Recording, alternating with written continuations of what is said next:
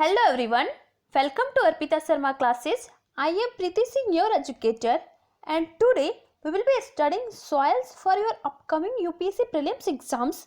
And the PDF to this lecture will be uploaded on our Telegram channel Simplifying UPSC with Ease. The link is given below in the description box. So before we begin, here is a small announcement, dear students.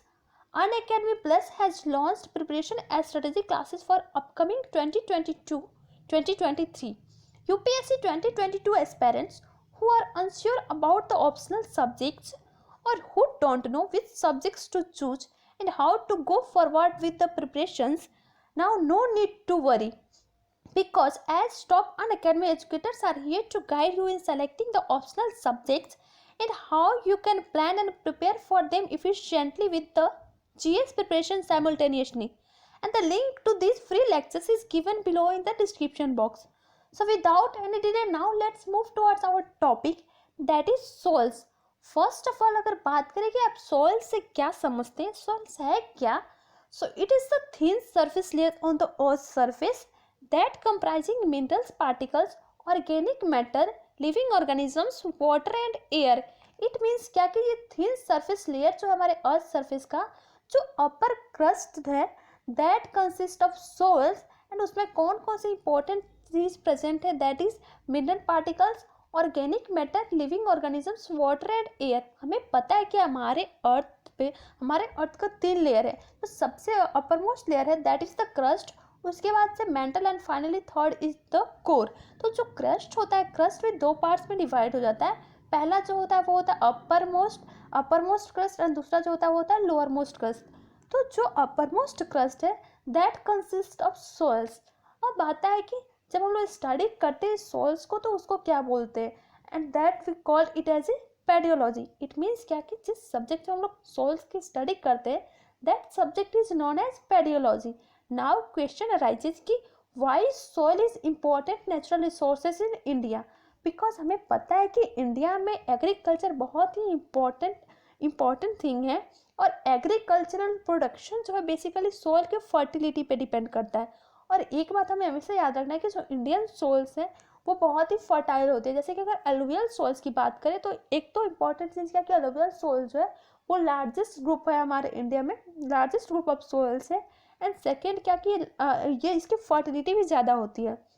तो जिस area में जिस soil की fertility ज़्यादा होगी वहाँ पे agricultural production ज़्यादा होगा, और वहाँ पे अगर एग्रीकल्चरल प्रोडक्शन ज़्यादा होगा इट मीन्स क्या कि वो जो एरिया होगी वो डेंसली पॉपुलेटेड होगी. जहाँ पे सॉइल फर्टाइल होगा वहाँ पे वहाँ की जो पॉपुलेशन होगी पॉपुलेशन भी ज़्यादा होगी, और वहाँ पे जो एग्रीकल्चरल प्रोडक्शन है वो भी हायर रेट में आएगा. अब हम देखते हैं कि सॉइल फॉर्मेशन कैसे होता है. जो सॉइल है उसकी फॉर्मेशन कैसे होती है. तो जो सॉइल की फॉर्मेशन होती है उसका मोस्ट इंपॉर्टेंट रीज़न है वेदरिंग. जब सॉइल्स जो रॉक्स हैं जब उनके ब्रेकडाउन्स होता है that process is known as weathering. तो वेदरिंग की वजह से ही हमारे सॉइल फॉर्मेशन होता है. हमें पता है कि जो सॉइल है ये 1-2 दिन या 1-2 महीने में नहीं बनता है. इसके लिए कम से कम 100 साल 200 साल या 1000 ईयर लग सकते हैं सॉइल फॉर्मेशन है. बिकॉज जो वेदरिंग होता है या डिकम्पोजिशन होता है अपर क्रस्ट का तो उसमें टाइम लगता है, रेट ऑफ वेदरिंग जो होता है उसमें टाइम लगता है. दैट्स वाई हमारे सॉइल फॉर्मेशन में भी टाइम लगता है. An important thing the process by which soil is formed is known as pedogenesis. अब क्वेश्चन आता है कि कौन कौन से फैक्टर्स है दैट इन्फ्लुएंसेस सॉइल फॉर्मेशंस. तो बेसिकली 4 फैक्टर्स हैं जो कि हमारे सॉइल फॉर्मेशन को अफेक्ट करते हैं. पहला जो है वो है पेरेंट्स रॉक्स, दूसरा है क्लाइमेट, तीसरा है रिलीफ, चौथा है नेचुरल वेजिटेशन. तो सबसे पहले देखते हैं कि कैसे पेरेंट्स रॉक्स जो है वो सॉइल्स की फॉर्मेशन को अफेक्ट करते हैं. तो सबसे पहले समझे जो अगर पेरेंट्स रॉक्स इसका मतलब क्या होता है. तो ये जो पेरेंट्स रॉक्स होते हैं बेसिकली जिस रॉक से हमारे सोइल की फॉर्मेशन होती है that rocks are known as parents rock. Suppose अगर मेटामॉर्फिक रॉक से हमारे सोइल की फॉर्मेशन हो रही है तो उस सोइल का जो पेरेंट रॉक होगा वो हमारा मेटामॉर्फिक रॉक होगा. तो जो हमारे पेरेंट्स रॉक होते हैं जैसे कि मेटामॉर्फिक रॉक्स या सेडिमेंट्री रॉक्स, ये सारे हमारे सोइल्स के texture, colour, chemical property, even mineral content को बताते हैं कि किस टाइप का होगा.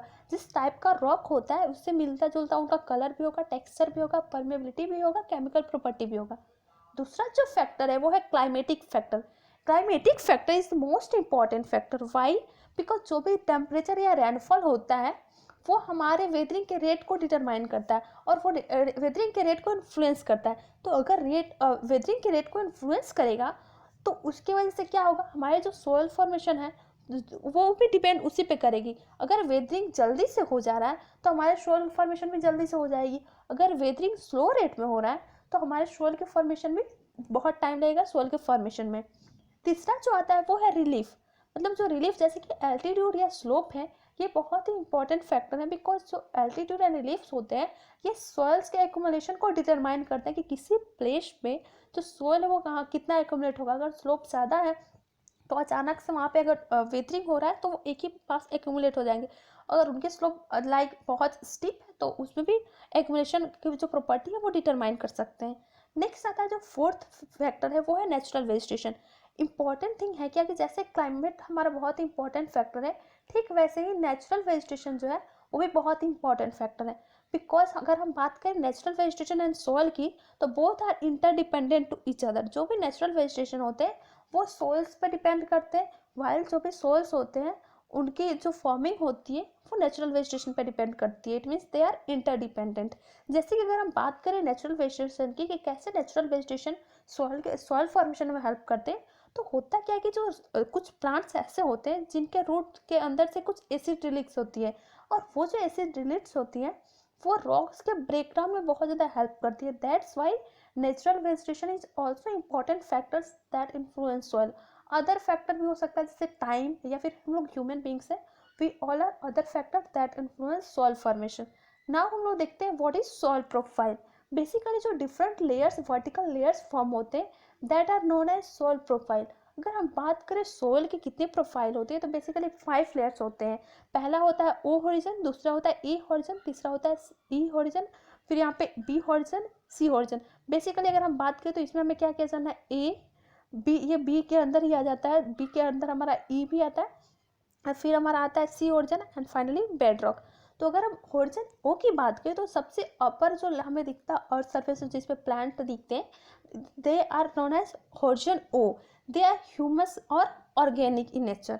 अब जो दूसरा आता है वो होता है हॉरिजन ए और it is also known as top soil. ये जस्ट बिलो होता है हमारे हॉरिजन हॉरिजन ओ के। मीन्स जहाँ पे हमारा ये प्लांट दिख रहा है, छोटे छोटे प्लांट्स की जड़ें दिख रही है, वहाँ से हमारा ए हॉरिजन शुरू होता है। और यहाँ पे जो भी सोइल की फर्टिलिटी है वो काफ़ी अच्छी होती है। ये जो टॉप सोइल है जस्ट एबव होता है हमारे हॉरिजन बी के और जस्ट बिलो होता है हॉरिजन ओ के। तो तीसरा जो है वो हमारा हॉरिजन बी है and that is also known as subsoil. ये जो लेयर है दैट इज हॉरिजन बी, यहाँ पे लीचिंग की प्रोसेस बहुत ज़्यादा होती है। That's why this zone is also known as zone of leaching. अब आता है जोन सी। जो जोन सी होता है it is also known as substratum. It is just below the horizon B. जैसे हॉरिजन बी जहाँ पे खत्म होता है वहाँ से हमारा हॉरिजन सी शुरू होता है and that is also known as substratum. And finally जो हमारा लास्ट लेयर है that is known as horizon R. ये जो हॉरिजन आर है basically they are parent rock और bed rock.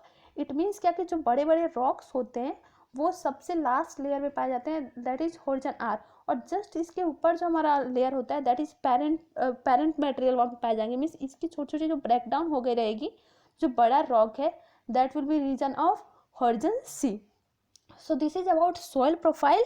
Now will move towards types of soil in India. अगर हम India में सॉइल्स के टाइप्स की बात करें तो ये 2 बेसिस पे डिपेंड करता है। पहला on the basis of texture. तो टेक्सचर के बेसिस पे हम लोग सॉइल्स को 3 पार्ट में डिवाइड करते हैं। पहला है सैंड, दूसरा सिल्ट एंड तीसरा क्ले। इन तीनों में डिफरेंस क्या है कि जो सैंड होती है इनकी साइज बड़ी होती है, उसके बाद उससे छोटी छोटी साइज होती है हमारी सिल्ट की, एंड सबसे स्मॉल सबसे क्ले टाइप जो एकदम बहुत छोटे छोटे उसमें छिद्र होते हैं they are known as clay. अब आता है कि किसकी पोरोसिटी ज़्यादा होगी किसकी पोरोसिटी कम होगी। तो सबसे ज़्यादा पोरोसिटी किस में होगी, सैंड में होगा। वाई? बिकॉज सैंड के अंदर बहुत ज़्यादा स्पेस हमें दिख रहा है और इसकी साइज भी बड़ी है, तो यहाँ पे पोरोसिटी बहुत ज़्यादा होगी और जो वाटर है वो इजिली अंदर चले जाएगा। उससे थोड़ी कम पोरोसिटी होती है हमारे सिल्ट की, एंड सबसे कम पोरोसिटी हमें दिखती है क्ले में। So this is division of soils on the basis of texture. अब नाउ देखते हैं हम लोग on the basis of Indian Council of Agricultural Research. उन्होंने हमारे इंडियन सोल्स को 5 कैटेगरी में डिवाइड किया है, 8 कैटेगरी में डिवाइड किया है। They are alluvial soils, black soils, red soils, laterite soil, mountainous and forest soil, arid and desert soils, saline and alkaline soils and peaty and marshy soils. तो हमें इसमें ये जो 6 above दिख रहे हैं, दे आर वेरी इंपॉर्टेंट और हमें अच्छे से पढ़ना है. लास्ट के जो 2 हैं ये ज़्यादा ज़्यादा इंपॉर्टेंट नहीं है इन टर्म्स ऑफ यूपीएससी. तो हम लोग देखेंगे सबसे पहले 1 बाय 1 की एलुवियल सॉइल्स है. अगर हम लोग एलुवियल सॉइल्स की बात करें तो सबसे इंपॉर्टेंट सॉइल्स है इंडिया में, दैट इज़ एलुवियल सॉइल. ये सबसे ज़्यादा एरिया भी कवर करता है, इवन ये बहुत फर्टाइल भी होता है as compare to other soils. And it is also, अगर इसके फॉर्मेशन की बात करें तो इसकी फॉर्मेशन भी होती है ना, जो रिवर बैंक होते हैं वहाँ पे इनकी फॉर्मेशन होती है, इसलिए बहुत फर्टाइल भी होता है. तो इसके बारे में डिटेल में पढ़ते हैं. अगर हम लोग एलुवियल सॉइल की बात करें तो it is largest and most important soils group. Why? Because it comprises an area of about 40% of the country. होता क्या है कि यहाँ पे अगर बहुत ज़्यादा एरिया कवर कर रहा है और रिवर बैंक के पास है, तो स्वाभाविक बात है कि वहाँ पे रिवर जो है फ्लो कर रही है. जब वो फ्लो करेंगी तो अपनी डिपॉजिट जो भी सैंड डिपॉजिट है वो डिपॉजिट करते जाएंगे, तो वहाँ पे फर्टिलिटी ज़्यादा होती है. ये जो होता है हमारी इसकी बात करें तो मोस्ट इंपॉर्टेंट फॉर्मेशन कैसे होगा? By the erosional and depositional activity of reverse. ये भी फर्दर डिवाइड होता है 2 पार्ट में. पहला है वांगर एंड दूसरा है खादर. जो बांगर होता है that is old alluvial, while जो हमारा खादर होता है that is new alluvial. It means क्या कि खादर जस्ट हमारे जो रिवर होते हैं, रिवर के जस्ट किनारे पे हमारा खादर होता है और थोड़े दूर पे हमारा बांगर होता है. अब बात करते हैं कि इसमें सबसे ज़्यादा मात्रा किसकी होती है और सबसे कम मात्रा किसकी होती है. तो it is rich in potash and lime and deficient और lack in nitrogen, phosphorus and humus. अब इसके डिस्ट्रीब्यूशन की बात करें कि ये कहाँ कहाँ पे पाया जाता है, तो जहाँ जहाँ पे जो रिवर है, रिवर के बैंक्स के पास पाया जाएगा, जो जैसे कि इंडो गंगेटिक प्लेन्स है, उन सारे एरियाज में पाया जाएगा. Plains of Gujarat, Rajasthan, Punjab, Haryana, UP, Bihar, Jharkhand, ये सारी जो एरियाज है वहाँ पे पाया जाएगी. जहाँ पे भी रिवर फ्लो करती है उनके फ्लड प्लेन्स होते हैं, उनके जो फ्लड प्लेन्स होते हैं वहाँ पे हमारे एलुवियल सोल्स पाया जाता है. अब बात है कि कौन कौन से इंपॉर्टेंट क्रॉप्स यहाँ पे ग्रो किए जाते हैं. तो rice and wheat are major crops that grown in this soils. Other कौन कौन से क्रॉप्स हो सकते हैं? Sugarcane, tobacco, cotton, jute and maize. This is about alluvial soil. Now we will move towards black soil. So black soil के अलग अलग नाम है, दैट इज रेग्यूर सोल. हम लोग ब्लैक सोल को रेग्यूर सोल भी बोलते हैं और ब्लैक कॉटन सोल भी बोलते हैं. Why we call it as a cotton soil? Because यहाँ पे कॉटन की जो प्रोडक्शन है बहुत अच्छे से होती है and they are clay deep and impermeable in nature. इनकी नेचर कैसी होती है? क्लेई होती है. अब इसकी बात करें कि कितना टोटल जोग्राफिकल एरिया कंसिस्ट करता है, तो it comprises an area of about 16.6% of the total geographical area in India. अब इम्पॉर्टेंट थिंग होता क्या है कि ये जो ब्लैक सोल्स है, जब रेन होता है, जब बारिश होगी तो ये स्वेल हो जाते हैं, स्टिकी हो जाते हैं. बट जैसे ड्राई सीजन आता है तो ये पूरी तरह से सूख जाते हैं. That's why they are known as self plotting soil. ये जो सॉइल है सेल्फ प्लॉटिंग है, अपने आप ही जब बारिश होगी तो खुद ब खुद प्लॉट हो जाएंगे, वाइल जब बारिश नहीं होगी तो ये सूख जाते हैं. अब बात करें इसकी फॉर्मेशन कैसे होती है, तो जो भी वॉल्केनिक रॉक्स होते हैं उनकी वजह से फॉर्मेशन होती है. जैसे जो भी वॉल्केनिक एक्टिविटी होगी उनकी वजह से जो वॉल्केनिक रॉक्स फॉर्म होती है, जैसे इन डेक्कन प्लेट्यू में, तो डेक्कन प्लेट्यू में ब्लैक सोल जो है हमें दिखती है and they are formed by the volcanic eruption और फ्रॉम द वॉल्केनिक रॉक्स. अब बात करें कि किस चीज़ में रिच होता है और किस चीज़ में डेफिशिएंट होता है, तो it is rich in lime, iron, magnesium, alumina and potash and लेकिन फॉस्फोरस, नाइट्रोजन, ऑर्गेनिक मैटर. अब इसके डिस्ट्रीब्यूशन की बात ये, तो अगर ये डेक्कन प्लेट्यू के आसपास इसकी फॉर्मेशन हो रही है तो उसी के आसपास की जो रीजन है वहाँ पे ये पाया जाता है. जैसे कि डेक्कन प्लेट्यू में आ जाएगा Maharashtra, Madhya Pradesh, Gujarat, Andhra Pradesh, Tamil Nadu, valley of Krishna and Godavari. So ये सारी जो रीजन है डेक्कन प्लेट्यू के आसपास और डेक्कन प्लेट्यू, इन सारे रीजन्स में हमारा ब्लैक सॉइल पाया जाता है. इंपॉर्टेंट क्रॉप्स कौन कौन से ग्रो होंगे? Cotton, wheat, jowar, tobacco, castor, sunflower, sugar cane. And most important crop जो है वो है cotton. That's why it is known as black cotton soil. Now अब लोग बात करते हैं रेड सॉइल्स के बारे में. सो ये जो रेड सॉइल है इसकी फॉर्मेशन में मेटामॉर्फिक रॉक्स की वजह से दिखती है, जैसे कि acid granites and gneisses and क्वार्जेटिक्स.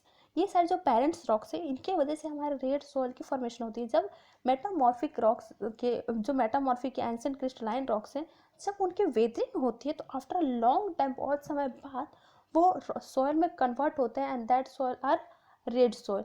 पाता है क्या कि ये कितना एरिया कंटेंट करता है हमारे टोटल इंडिया के जोग्राफिकल एरिया, तो it consist of 10.6% of total land area in India.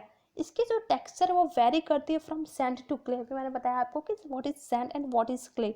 Sand की साइज बड़ी होती है एंड क्ले की साइज छोटी है, एंड मेजोरिटी बीइंग लोम्स। लोम्स जो होता है बेसिकली ये रेशियो है सैंड क्ले सिल्ट का, प्रोपोर्शनल रेशियो जब हम निकालते हैं तब हमें लोम्स की फॉर्मेशन दिखाई देती है, एंड ये इसकी जो टेक्सचर है ऑलमोस्ट मतलब मेजोरिटी में लोम्स की तरह ही होता है।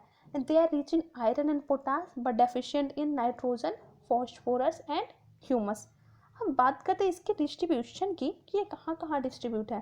तो जहाँ पे मेटामॉर्फिक रॉक्स ज़्यादा पाया जाता है उसी के आसपास में रेड सॉइल्स भी पाया जाएगा। तो जैसे कि eastern and southern part of Deccan plateau, Odisha, Chhattisgarh, southern part of the middle Ganga plain, ये सारे जो रीजन्स है यहाँ पे हमें रेड सॉइल दिखता है। अब इम्पॉर्टेंट कौन कौन से क्रॉप्स यहाँ पे ग्रो होते हैं, wheat, rice, cotton, sugar cane and pulses, these are important crops that are produce in this soils. अब जो फोर्थ है वो है लेटराइट और लेटरेटिक सोल्स। ये जो लेटराइट सोल है that compose of 90 to 100% of iron, aluminium, titanium and magnesium oxides. इसकी जो फॉर्मेशन है बेसिकली लेटराइट जो रॉक्स होते हैं उनके उनसे ही होती है, मीन्स इसके जो पेरेंट्स रॉक है वो लेटराइट रॉक होते हैं। होता क्या है कि जब बहुत ज़्यादा टेम्परेचर और बहुत ज़्यादा रेनफॉल होता है with alternative dry and wet period, तब जाके हमारे लेटराइट सॉइल की फॉर्मेशन होती है। And they are rich in iron oxides and potash and deficient in organic matter, nitrogen, phosphate and calcium. मतलब क्या इसमें ज़्यादा होता है, that is iron oxide and potash, क्योंकि मैंने यहाँ पे लिखा कि they compose 90 to 100% of iron. तो यहाँ पे स्वाभाविक बात है कि आयरन जो ऑक्साइड्स होगी वो ज़्यादा होगी, बट यहाँ पे कमी किसकी होती है, organic matter, nitrogen, phosphate and calcium, ये सारी चीज़ों की इस सॉइल में कमी होती है। अब आता है इसके डिस्ट्रीब्यूशन के बारे में। तो it is distributed in Karnataka, Kerala, Tamil Nadu, Madhya Pradesh, Assam and Odisha hills, इन सारे रीजन में इसकी डिस्ट्रीब्यूशन हुई है। हम सबको मैप में देखेंगे कि कौन कौन से सोइल कहाँ कहाँ पे डिस्ट्रीब्यूट है। अब देखते हैं इंपॉर्टेंट क्रॉप्स कौन कौन से ग्रो होते हैं। तो cashew nuts, tea, coffee and rubber, these are the important crops that grow in this region. अब हम बात करते हैं नेक्स्ट है वो है forest and mountain soils. So ये जो फॉरेस्ट एंड माउंटेन सोल्स है ये 8.6% of the total land area cover करती है इंडिया के, and they are formed by the deposition of organic matter derive from forest growth. मतलब जो ऑर्गेनिक मैटर्स होते हैं उनकी जब डिपोजिशन होती है तब जाके ये सोल्स की फॉर्मेशन होती है after a long time, and they are heterogeneous in nature because इनकी जो कैरेक्टरिस्टिक्स होती है वेरीज करती है पेरेंट स्टॉक्स पे, ग्राउंड कन्फिग्रेशन पे एंड क्लाइमेट पे, किस टाइप का पेरेंट स्टॉक है उस बेसिस पे यहाँ की जो सोल्स होती है उनकी कैरेक्टरिस्टिक्स वेरी करती है, and that's why they are heterogeneous in nature. अब आता है कि ये किसी में रिच होते हैं और किसी में डेफिशिएंट होते हैं। They are rich in humus but deficient और लेकिन पोटास, फॉस्फोरस एंड लाइम। कहाँ कहाँ पे डिस्ट्रीब्यूट होगा, जहाँ पे जो हिली स्लोप्स होंगे, जो फॉरेस्ट कवर होंगे वहाँ पे डिस्ट्रीब्यूट होगा, मीन्स जहाँ पे भी हिल स्लोप्स हमें दिखेंगे वहाँ पे डिस्ट्रीब्यूट हो जाएगा। जैसे कि बात करें केरला, उत्तरांचल, उत्तराखंड, जम्मू कश्मीर, हिमाचल प्रदेश, तो ये सारी जो रीजन्स है यहाँ पे हमें ये सोल्स पाया जाता है। जैसे कि क्रॉप प्रोडक्शन कौन कौन से हो सकते हैं, T, coffee, spices and tropical fruits, ये सारे जो है ये कहाँ कहाँ पे ग्रो होंगे, कर्नाटका, तमिलनाडु एंड केरला।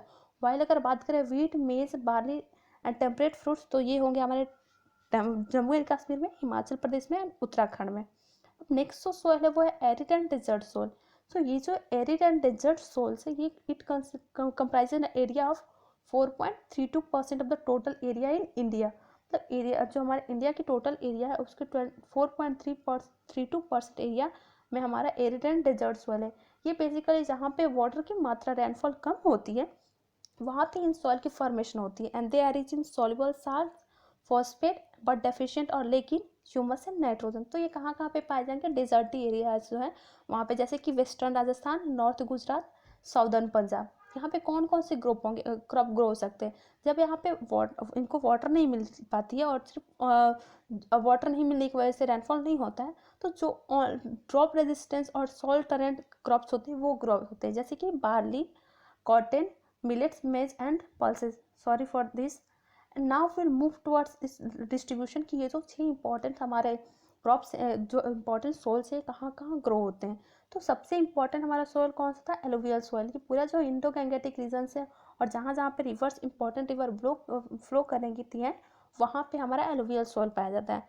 दूसरा जो है वो है हमारा फॉरेस्ट ब्लैक सॉइल। तो ब्लैक सॉइल पूरा हमारा जो डेक्कन एरियाज है, डेक्कन एरिया के आसपास में पाया जाएगा। रेड सॉइल की बात करें तो 10 डेक्कन प्लेट्यू के आसपास के जो रीजन्स है और नॉर्थ ईस्ट के कुछ रीजन्स हैं वहाँ पे पाया जाता है। वाइल यहाँ पे लेटराइट सॉइल बहुत ही कम मात्रा में पाया जाता है। And forest and mountainous soil कहाँ पे पाया जाएगा, जम्मू कश्मीर में या फिर जो हिली स्लॉप्स हैं उधर में पाया जाता है।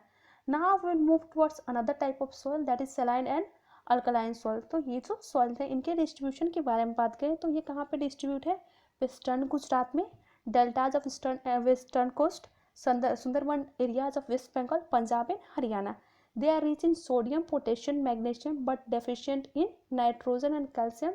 यहाँ पे जो सॉइल्स होती है सैलिनिटी यहाँ पे इतनी ज़्यादा होती है कि they here soil is infertile and unfit for agriculture. Next type of soil is peaty and marshy soil. ये जो पीटी एंड मार्सी सॉइल्स है they originate is human result as a result of accumulation of large organic matters in the soil. मतलब soils में बहुत ज़्यादा organic matters जब accumulate हो जाते हैं तो जो ह्यूमिड रीजन्स होती है वहाँ पे हमारा ये सोइल ग्रो होता है। And they are found in Kottayam and Alappuzha district of Kerala where it is called as a kari. और अदर भी डिस्ट्रिक्ट से अदर भी स्टेट से जहाँ पे पाया जाता है जैसे कि Tamil Nadu, Sundarban, west Bengal, Bihar, Almora district of Uttarakhand. अब आता है कि इनकी जो कैरेक्टरिस्टिक्स की बात करें तो दे आर black in colour, heavy and highly acidic but deficient in potash and phosphate. तो this is about types. Now we will move toward soil degradation. तो बेसिकली अगर सॉइल डिग्रेडेशन की बात करें तो जब सॉइल की फर्टिलिटी कम होने लगती है तो that process is known as soil degradation. कौन से फैक्टर्स होते हैं दैट अफेक्ट सॉइल डिग्रेडेशन, क्यों होता है, तो बेसिकली जब सॉइल इरोजन होता है और मिसयूज होता है सॉइल का तब हमारा सॉइल डिग्रेडेशन होता है। ये जो इमेज आपको दिख रहा है ये सॉइल डिग्रेडेशन का इमेज देखते हैं। अब देखते हैं कि जो इरोजन है बेसिकली सॉइल इरोजन वो क्या है। तो बेसिकली सॉइल इरोजन कुछ नहीं है, जब अपर लेयर जो सॉइल के अपर लेयर होती है वहाँ से वो सॉइल रिमूव होने लगता है by the running water and wind, तब जाके हमारा सॉइल इरोजन होता है। इसके कौन कौन से फैक्टर्स हैं, rainfall, agriculture, overgrazing, mining, construction, heavy winds and deforestation. Plant का कटना, बारिश ज़्यादा होना या ओवरग्रेजिंग, माइनिंग, ये सारी वजह से हमारी सॉइल इरोजन होती है। तब क्वेश्चन आता है कि हम लोग इसको कंजर्व कैसे करें, इसको प्रोटेक्ट कैसे करें सॉइल को। मीन्स हम कौन कौन से मेथड चूज़ कर सकते हैं जिससे हमारे सॉइल को कंजर्व कर सकते हैं। जैसे कि हम लोग एफॉरेस्टेशन कर सकते हैं, मीन्स प्लांटेशन कर सकते हैं। जिस एरिया में हमें प्लांट लगाने की ज़रूरत है वहाँ पे प्लांट लगा सकते हैं। जहाँ जहाँ ओवर ग्रेजिंग हो रही है उसको चेक करके वहाँ पे हम लोग उसको रोकने की कोशिश कर सकते हैं। फिर जो डैम्स है, डैम जो है ये साइंटिफिक मेथड है सॉइल को कंजर्व करने की।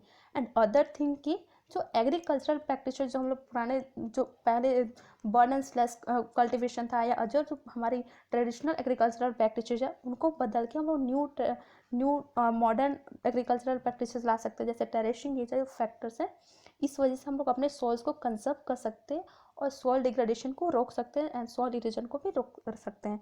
सो this is all about soil profile, soil types and finally soil degradation. I hope you all guys understand. So thank you so much for watching my video.